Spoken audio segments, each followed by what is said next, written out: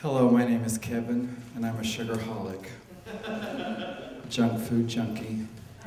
I'm a candy man. And I get it honest. Growing up, my mother used to think that anything in life can be made better by a trip to the Dairy Queen, and I believed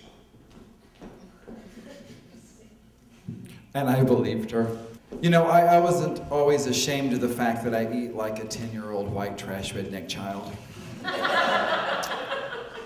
Until I was in my 20s and I found myself in Nashville, Tennessee, working for a restaurant corporation. I and 12 other losers would travel around the United States, opening new restaurants and teaching people the joys of pre-bussing a table or the 9 ingredients of a Cobb salad. One night at the Ramada Inn in a suburb north of Akron, Ohio, we're in Molly's room. Molly was the training coordinator, so she had the suite. She just kind of was reminiscing about that scholarship to Vanderbilt and that dual degree in social studies education. And she just blurted out, was it one event or a series of small bad decisions that landed me here today? And we all realized that after college, we had adapted to the life of a restaurant server while we were looking for that perfect job. And now we had decided that we were going to stand up on our hind legs and evolve. Even though we were going to stick to this same job for a while, we were going to become better people. We were going to start reading books, and we were going to exercise, we were going to jog, and we were talking about spirituality, and then someone mentioned better diets, and I went, whoa, hold on. I'm a ding-dong eater. I like ho-hos and yoo-hoo. And in times of crisis, little Debbie is my best friend. And in that moment, I was chastised and ostracized. And I realized I had to take my sugar consumption underground. So every day I would get up and jog the 2.3 miles with everyone else. I would sit at lunch and order my salad dressing on the side, but in secret I was sneaking out.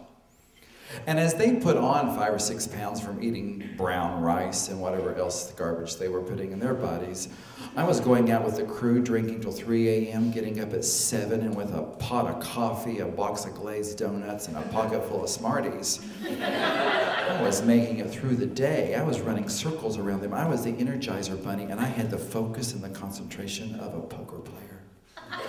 And I know what you're thinking. You're thinking, Kevin, oh my God, that sounds great. How can I get on this diet? And better yet, have you told Oprah? But there is a downside when sugar binging, because what goes up must come down. It's called the sugar crash. First, your hands start to shake, and then your knees get weak, and then you get very emotional, like you'll cry at car commercials. Zoom, zoom. And then the room starts to get fuzzy, and it starts to spin, and then Sybil. You turn into this self-righteous, condescending harpy that tears up everything in front of it. It's kind of like being Ann Coulter without the black dress. I could manage the sugar crash most of the time, but every once in a while it would catch me off guard. We were traveling somewhere in Louisiana, and it was close to my birthday. And I had invited everyone traveling to go out for a nice dinner. And one by one, they all canceled, till it was just me and Molly. I became suspicious. I was thinking, birthday party. And you know what that means. Sheet cake. Sheet cake and Coca-Cola. So Molly and I were having dinner, and every 15 minutes she'd look at her watch, she'd get up and make phone calls, and when they presented the dessert, I refused.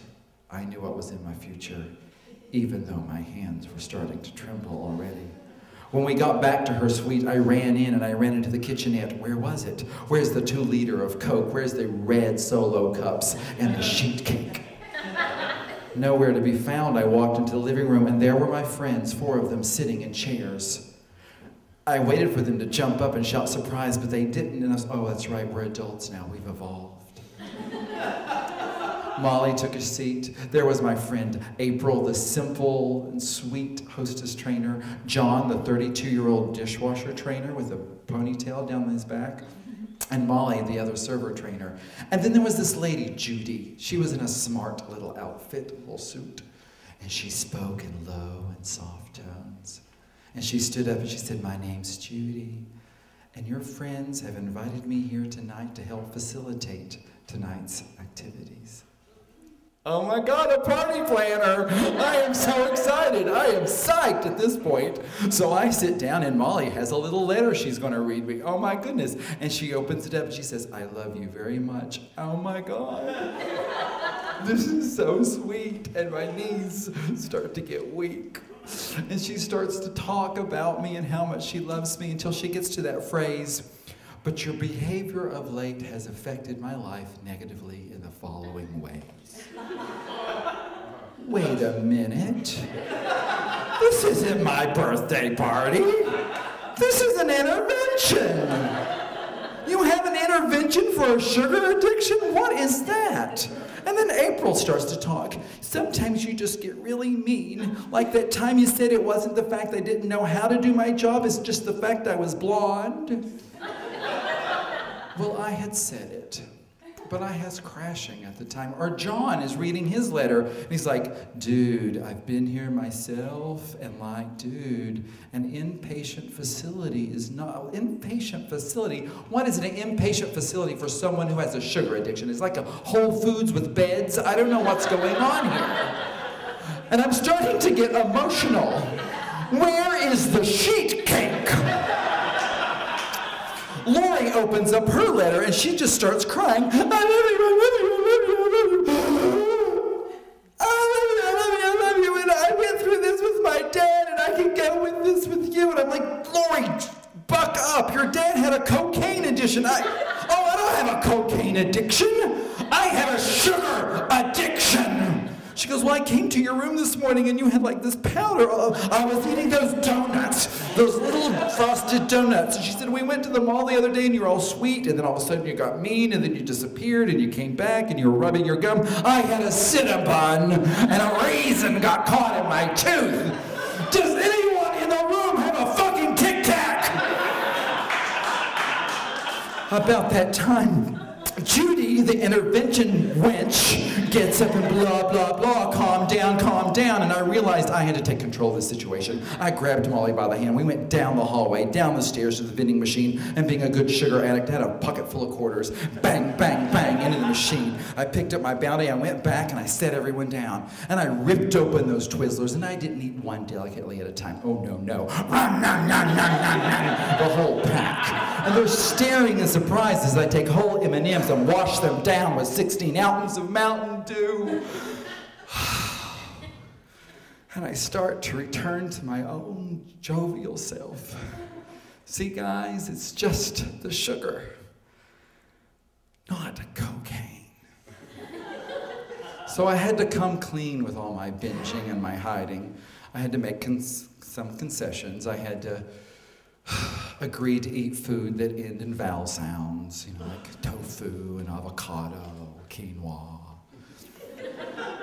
I didn't go into therapy that night. I didn't go into rehab. But I've been in recovery now for 18 years from sugar, and I've been clean for about 15 minutes.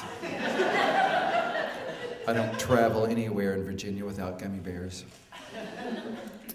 But if you're ever in DC and you happen to be going down U Street and you see me panhandling outside Cake Love, don't judge me.